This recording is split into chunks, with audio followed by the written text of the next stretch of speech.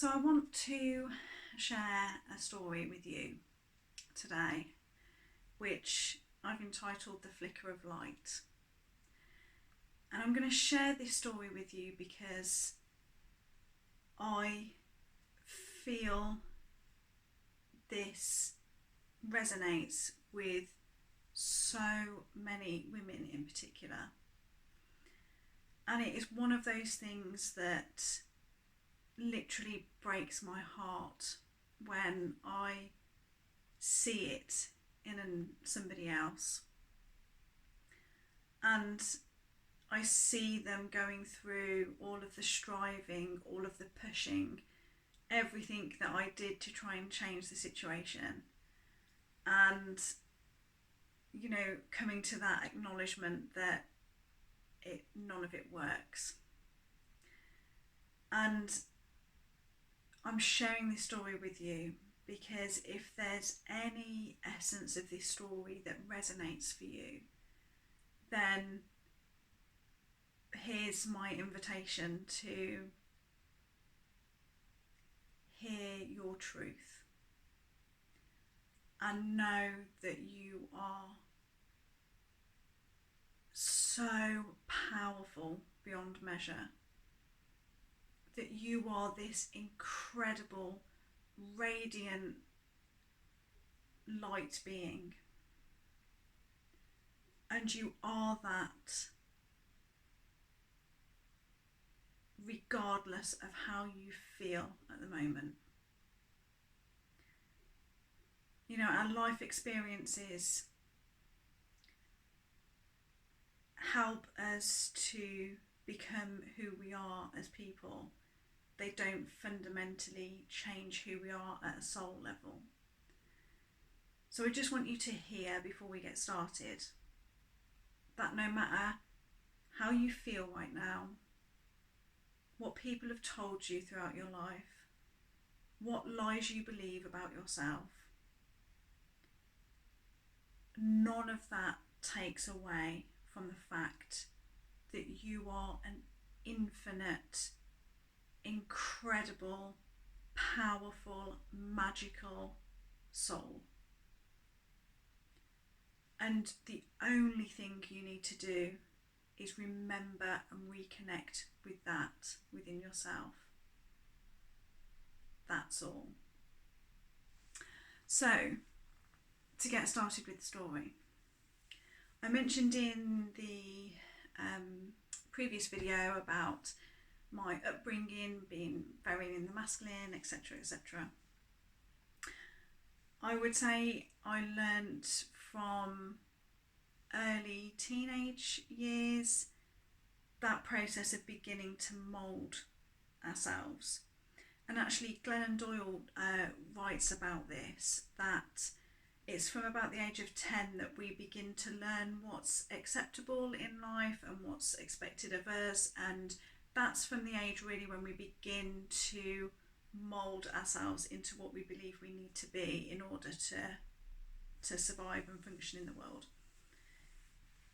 So I was always very academic, always very bright, seemingly, and this is my life, from the outside, always, coming across relatively happy and confident and all this other stuff, despite the fact that inside, I was very shy and incredibly self-critical and never feeling comfortable in my own skin. So I had this dream to join the RAF and become a fast jet pilot and have all of these amazing things happen, and I got turned down from being a fighter pilot in the RAF, and my life took on a very different turn, as you can see. And I actually ended up getting married when I was 18 to somebody who I'd known since we were 13. So we'd known each other for a long time. We'd been best friends for many years. We got married and I moved away. So he joined the army, so we had an army house. We lived on the barracks. I was very independent, very ready to leave home at that point. I really enjoyed having that bit of freedom. What I didn't admit to myself until a few years later was that the second I got married, I knew it was a mistake. There was something in him that shifted the day we got married. It was almost like, oh, well, he's got the prize now, so he can do whatever he wants because we're married. And at that point, I was very religious. I went to church every week.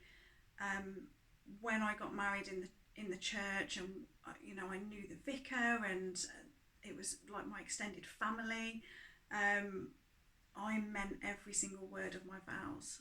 Divorce was not an option at all anywhere in my thinking. So, after I got married, my thought was, well, this is it now. Like, these are my vows, this is what I've signed up for, this is my life now. And I settled into it. I got a job in a bank, never ever wanted to work in finance. I didn't do anything for those first few years, really. Didn't carry on with my counselling practice. Didn't have any friends. I was totally isolated. But mentally, just, the more you tell yourself something, the more you believe it. So, to all intents and purposes, I was happy. We had no financial pressures. I only worked part-time. Life plodded on. And to be fair, that's how I thought it was meant to be. And it wasn't until he left the army, we moved to Exeter. He went to Exeter University. I got a job there, and my life started opening up. I started going back into my counselling work. I was doing some voluntary work for RAFA, who work with ex-RAF personnel. I also embarked on a couples counselling course. Now, the divorce rate for people who start going through learning how to be a couples counsellor is huge. And I remember laughing at the start of the course, going, "Oh yeah, that's ridiculous. That's never going to be me."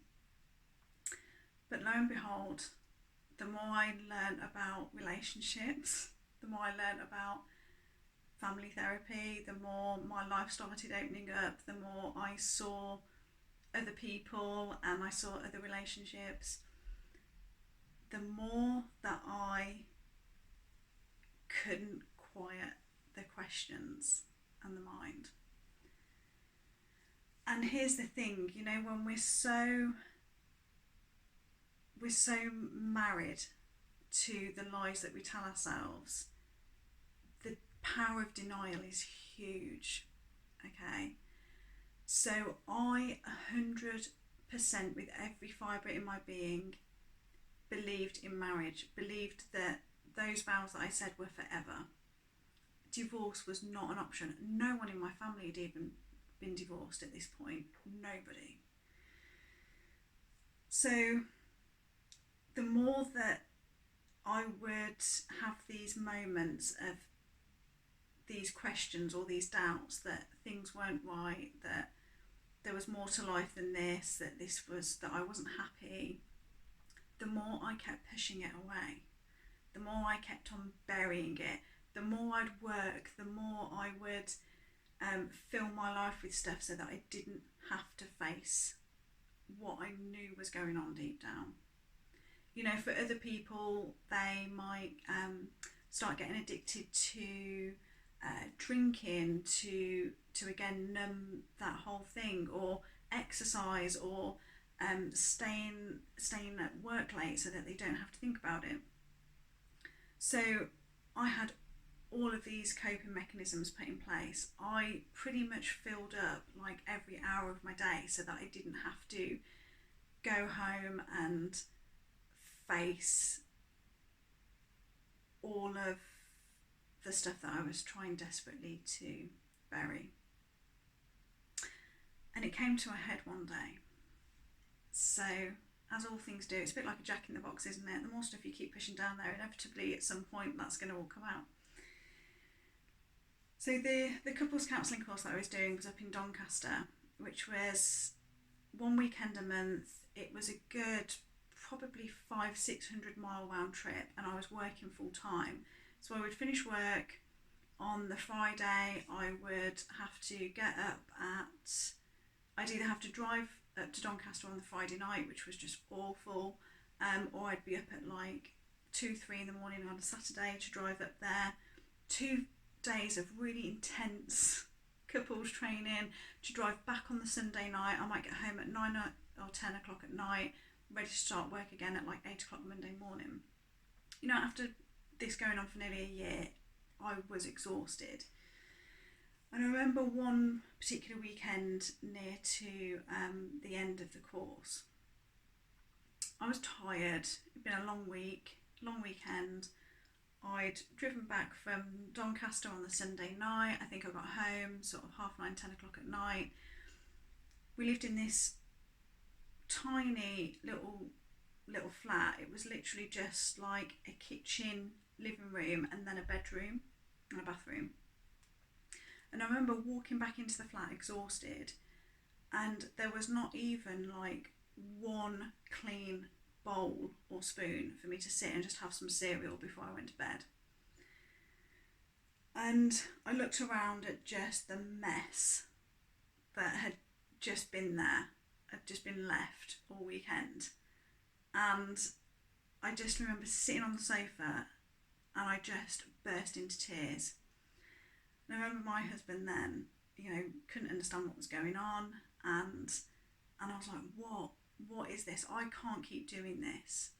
Like, where's the support? And so I was crying my eyes out, and I was going, I'm just exhausted. I'm really struggling, and you can't even do the washing up. And I remember so clearly as he sat down next to me and he said, look, you're doing too much. I think you should stop the counselling. You should stop doing your voluntary work, stop seeing your friends, and just go to work and just come home. And then you'll get more rest, and then everything will be okay. And in that moment, it was like the true me, the real me, was like the flicker of a flame. Like just before a candle's going to go out, it flickers quite violently, doesn't it? Just as the last little bits of wax are being used. And it felt like that was me. There was like this little flicker. And in that moment, I had to make a decision about whether I let that flicker go out, and then there'd be darkness, and like there wouldn't be me anymore, or whether I put some fuel into that flame. And I remember sitting there in that moment and saying to him, you are asking me to give up everything that is making me happy, that is giving me purpose, that is giving me my passion.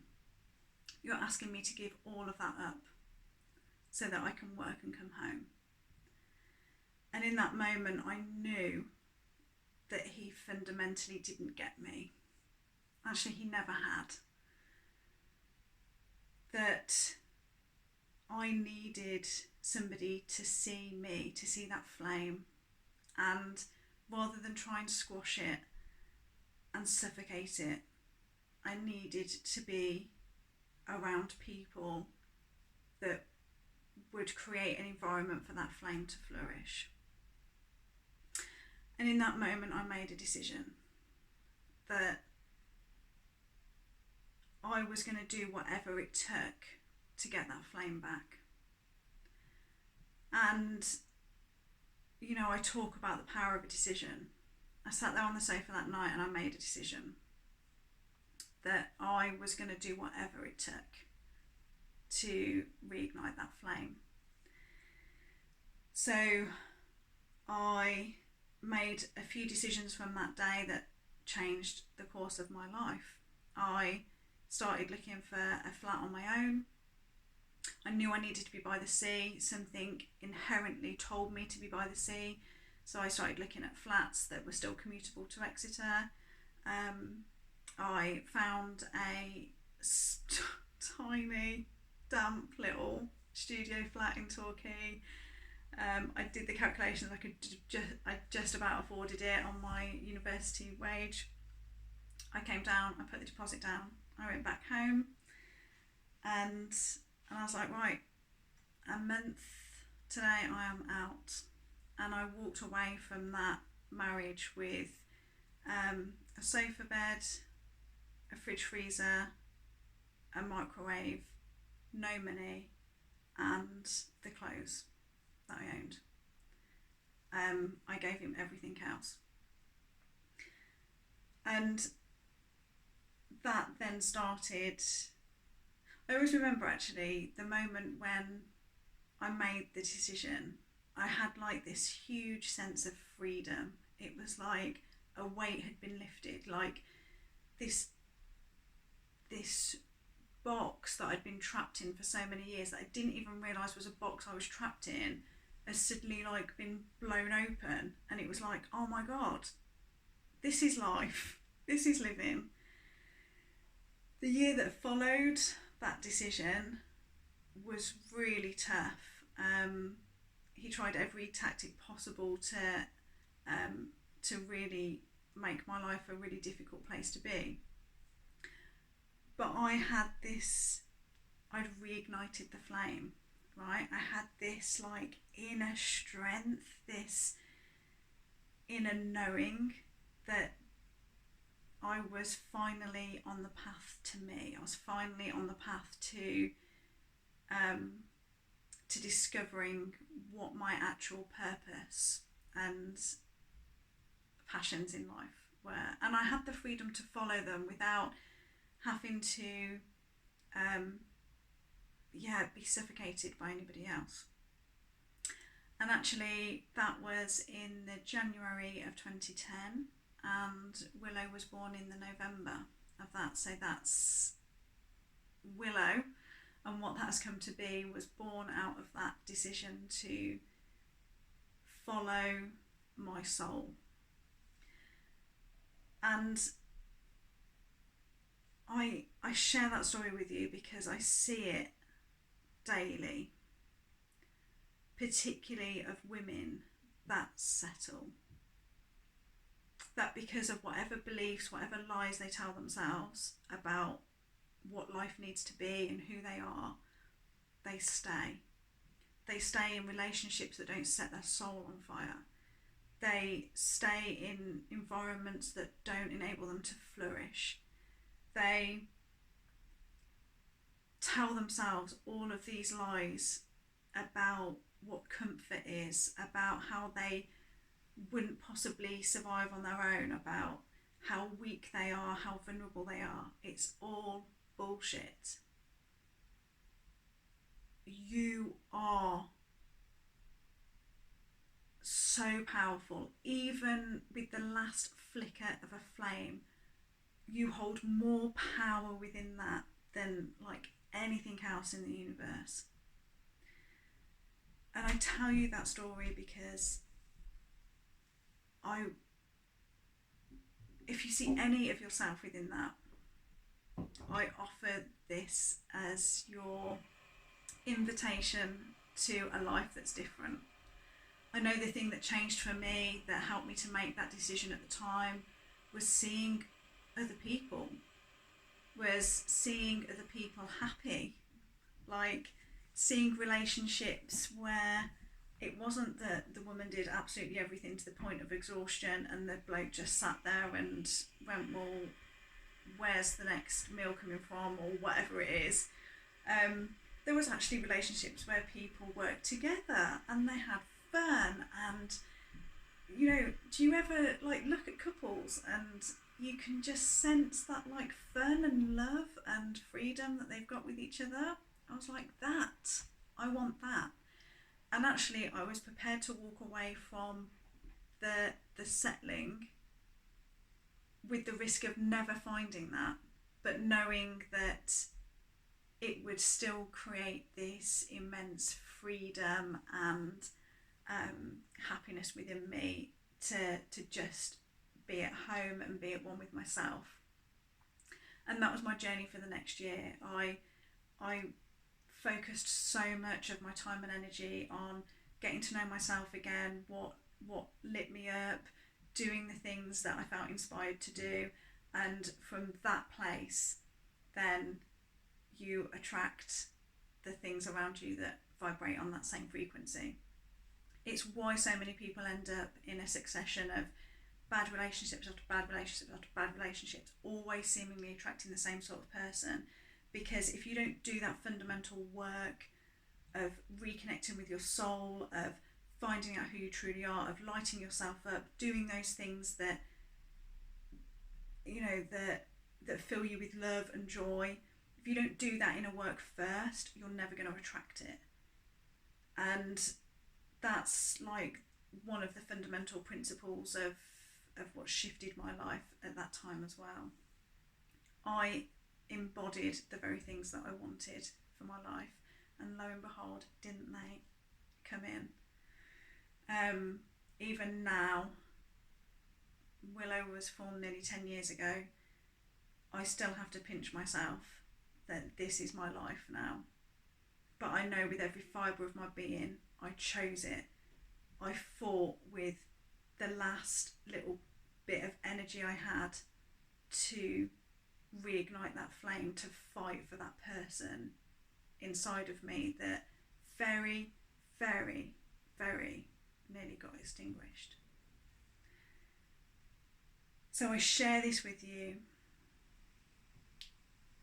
as a lighthouse to help guide you if you feel that flicker of a flame inside of you, to urge you to choose yourself, to choose that flame no matter what. Because your soul won't always ask you to do the thing that's most easy. It will always ask you to do the thing that you need. There was not anything about the decision and what I had to do following that was easy. I was at peace drawing it because I knew it was the right thing to do. And I don't have a regret. It's part of my history. It's part of my growth.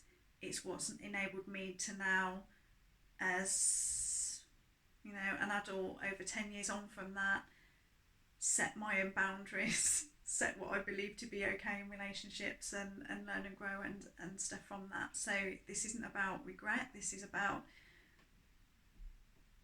always choosing you and knowing that that flame, that true you, that incredible person that you might catch glimpses of every now and again is you, is the real you.